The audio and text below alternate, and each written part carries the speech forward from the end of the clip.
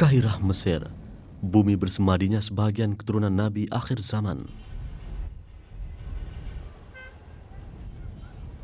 Mashhad Sayyidah Nafisah di Darbi As-Siba, Kahirah Mesir, dahulunya ialah rumah milik Nafisah binti Hasan Al-Anwar bin Zaid bin Husain bin Ali bin Abi Talib.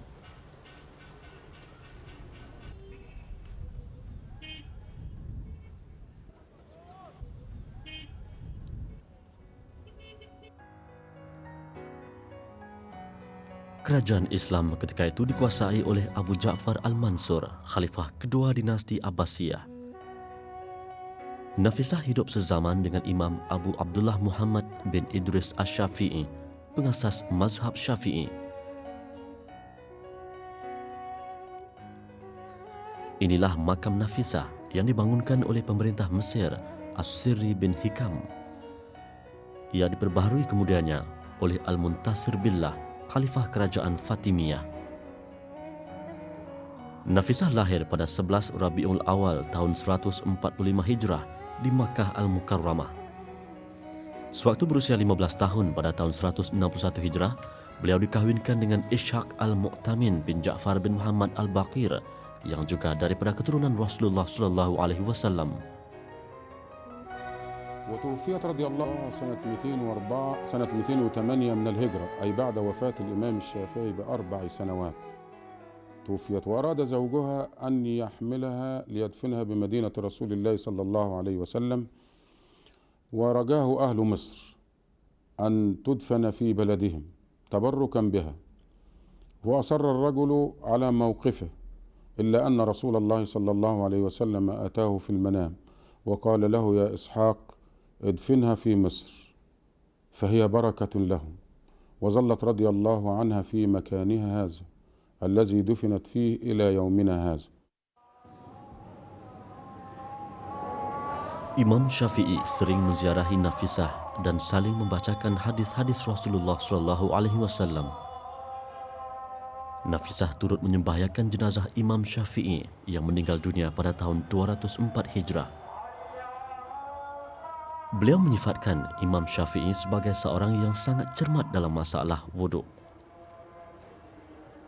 Wuduk yang sempurna mempengaruhi ibadah yang dilakukan selepasnya. Wanita bertakwa yang wara' lagi zahid itu menghembus nafas terakhir pada tahun 208 Hijrah. Diriwayatkan selama 30 tahun beliau berdoa supaya dimatikan ketika sedang berpuasa. Kerana itu beliau tetap berpuasa sekalipun sakit tenat hinggalah ke saat-saat akhir hidupnya.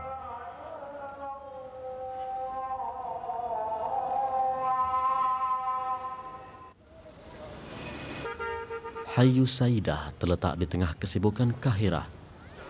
Kawasan ini dinamakan bersempena nama cucu Nabi sallallahu alaihi wasallam yang makamnya terdapat di sini.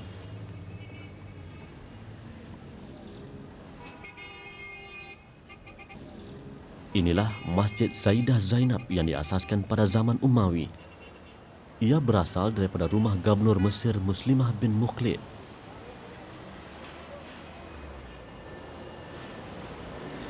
Di bawah kubah utama masjid ini letaknya makam Zainab.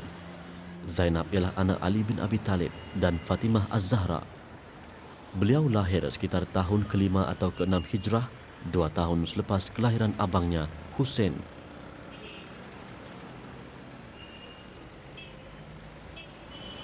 Sewaktu dilahirkan, Rasulullah sendiri melafazkan azan dan iqamat pada telinganya dan menamakannya Zainab. Zainab membesar dalam suasana penuh keberkatan yang membina akidah dan akhlak mulia.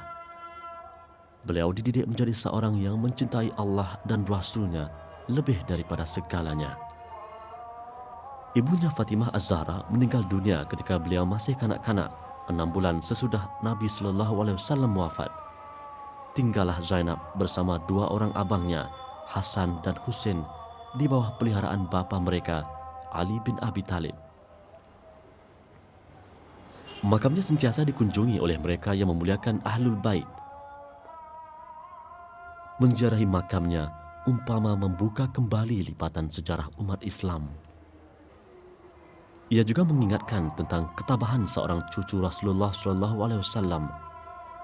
Beliau telah menyaksikan gugurnya saudara kandung bersama pengikutnya yang teraniaya. Semasa hidupnya, Zainab seorang wanita mulia yang rupawan, berani dan penuh hikmah. Beliau terkenal dengan kefasihan pertuturan dan ketinggian ilmu serta akhlak.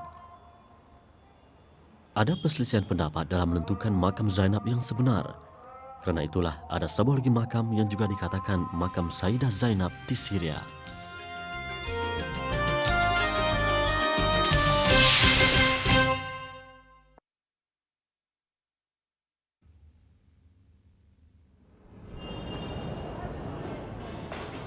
Makam dan Masjid Sayyidah Zainab di Syria terletak di Rif Dimishk, 7 km dari Damaskus.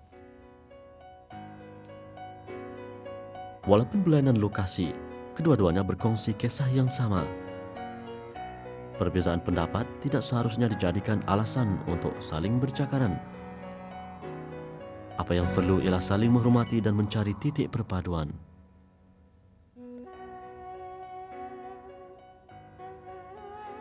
Seni bina makam ini sedikit sebanyak menyerupai makam Ahlul Bait di Iraq.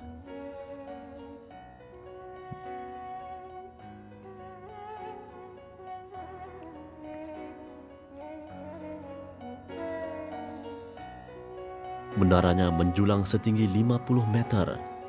Reka bentuk makam dengan kubahnya yang berwarna keemasan begitu berbeza dengan struktur Masjid Sayyidah Zainab di Mesir yang sederhana.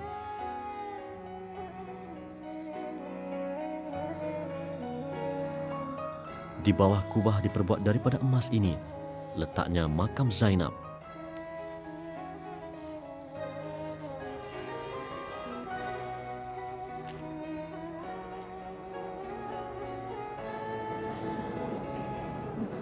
Keindahan begitu terserlah di sini.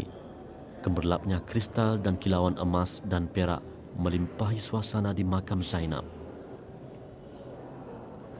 Ia menggambarkan kecintaan mereka kepada cucu Rasulullah SAW yang amat dimuliakan. Selepas terbunuhnya Khalifah Utsman Al-Affan, perpecahan melanda umat Islam dan Zainab bin Ali bin Abi Talib menjadi saksinya. Zainab menyaksikan bapanya Ali bin Abi Talib dibunuh, saudara lelakinya Husain dipenggal kepalanya dan saudaranya yang lain dilukai dan dihina.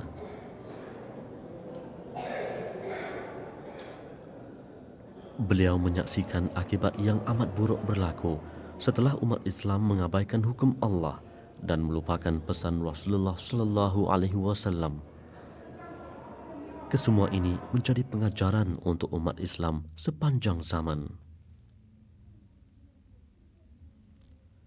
Dan berpeganglah kamu semuanya kepada hukum Allah, dan janganlah kamu bercerai-berai, dan ingatlah akan nikmat Allah kepadamu ketika kamu dahulu bermusuh-musuhan semasa jahiliyah.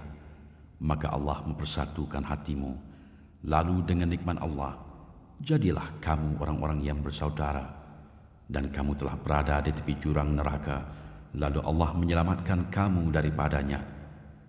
Demikianlah Allah menerangkan ayat-ayatnya kepadamu agar kamu mendapat petunjuk.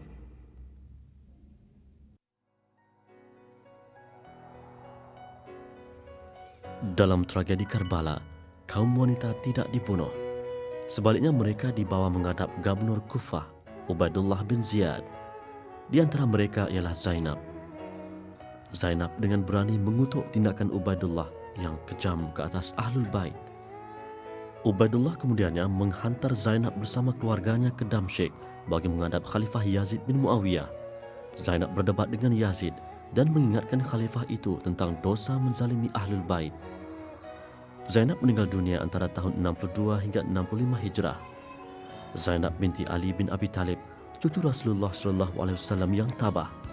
Ujian dan dugaan yang dialaminya ditempuhi dengan penuh takwa, redha dan sabar. Tidak jauh dari Jami' Umawi di Dimishk Al-Qadimah, Damaskus, terletak sebuah lagi makam Ahlul Bait yang menjadi tumpuan umat Islam, terutamanya penganut fahaman Syiah. Saban hari makam ini dikunjungi pelancong dari Iran.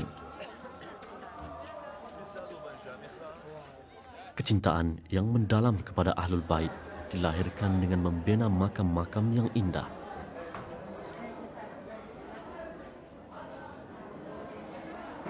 Seni bena dan hiasan sebegini dapat dilihat di makam-makam Ahlul Bait yang lain, terutamanya di Kufah dan Najaf di Irak.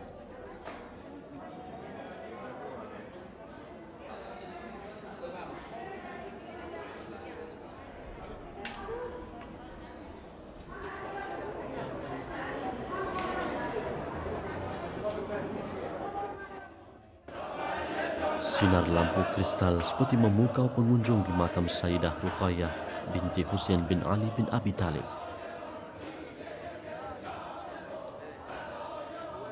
Ruang makam penuh sesak dengan pengunjung dari Iran. Ternyata mereka mempunyai cara tersendiri menghormati Ahlul Bait.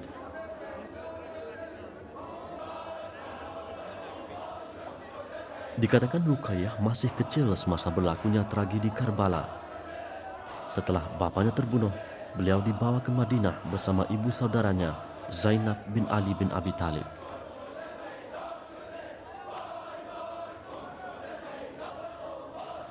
Ali Zainal Abidin, satu-satunya anak lelaki Husain bin Ali bin Abi Talib yang tidak dibunuh dalam pertempuran itu, turut sama dibawa ke Madinah. Perpaduan umat Islam terus bergolak selepas peristiwa Karbala. Tidak seperti umat Islam di Afrika Utara, Mesir dan Syam yang memberi kesetiaan penuh kepada Khalifah Bani Umayyah, kesetiaan umat Islam di Makkah dan Madinah kepada Yazid masih kabur. Berlaku pemberontakan menentang khalifah yang didakwa menaiki takhta secara tidak sah di sana. Ia dipimpin oleh sahabat Nabi Abdullah bin Zubair. Ahlul Bait tidak menonjol lagi dalam politik, mengelak diri daripada pertikaian semasa yang menumpahkan darah sesama muslimin. Ruqayyah binti Husain menghabiskan sisa umurnya dengan beribadah dan berdakwah, meneruskan tradisi Nabi semampunya.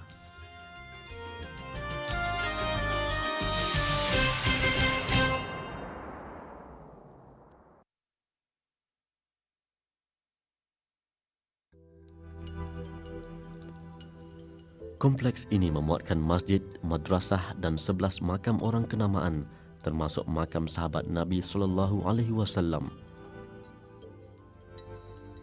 Qussam bin Abbas, sepupu dan sahabat Nabi, datang ke Samarkand pada permulaan kurun ke-7 Masehi untuk menyebarkan Islam di kalangan penduduk tempatan. Kompleks ini mula dibangunkan pada kurun ke-11 Masehi, namun sebagian besarnya dimusnahkan oleh Panglima Mongol Genghis Khan 2 kurun kemudiannya. Raja Uzbek Emir Timur membina semula kompleks ini pada kurun berikutnya.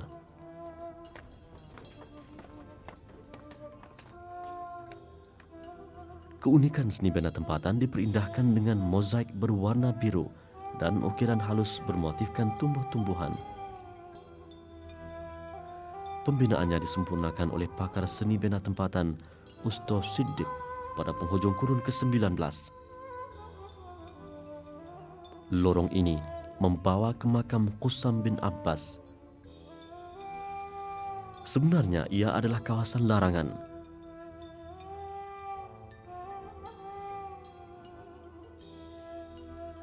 Makam yang berada di dalam masjid kecil ini dibina oleh Emir Timur. Qussam bin Abbas merantau ke Uzbekistan demi mengembangkan syariat Islam ke kawasan Asia Tengah. Takdir Allah menentukan usaha murninya berakhir dengan pembunuhannya pada 57 Hijrah. Matinya tidak sia-sia, beliau dikira antara syuhada yang berjuang di jalan Allah.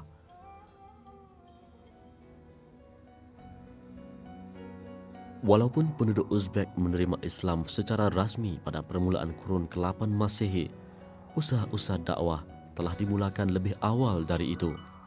Qabr mavjud bu qabr Qussam ibn al-Abbas radhiyallahu anhu, ya'ni bu kishi Muhammad alayhissalomning amakisining o'g'illari bo'ladilar va Samarqandga kelib 7 asrga dini islomda birinchi marotaba joriy qilganlar va shu yerga bu kishi shahid bo'lganlar va o'sha uchun albatta forslar, Samarqandning forslari bu kishining ya'ni ikkinchi nomlarini, ismlarini Shohi Zinda, ya'ni tirik shoh deb nomlangan.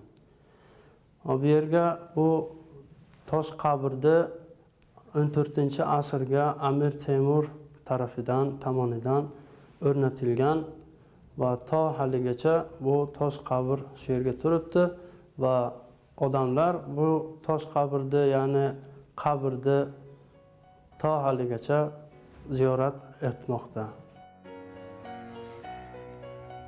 Usaha penyebaran Islam berlaku dengan pesat pada zaman Bani Umayyah, melangkaui tanah Arab hingga ke wilayah-wilayah di Asia Tengah seperti Uzbekistan.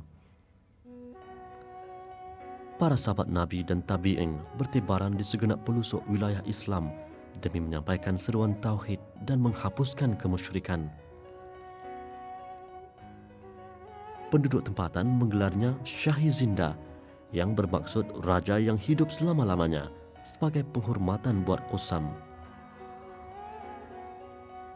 Sekalipun beliau telah tiada, semangat jihad dan perjuangan dakwahnya sentiasa hidup subur di sanubari mereka yang bertakwa. Qusam bin Abbas, pembawa misi tauhid, pejuang yang terkorban demi iman dan Islam, menyahut seruan Allah dan Rasul, mengharap kebahagiaan abadi di Jannatun Na'im.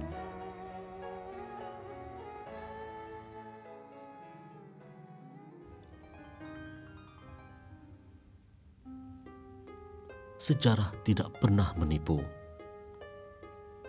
Penghabaran masa lalu memberi pengajaran yang berharga. Hanya iman dan takwa menjadi neraca. Allah Subhanahu wa Ta'ala menerangkan ciri-ciri lelaki dan wanita yang Dia rahmati. Beruntunglah mereka yang memilikinya.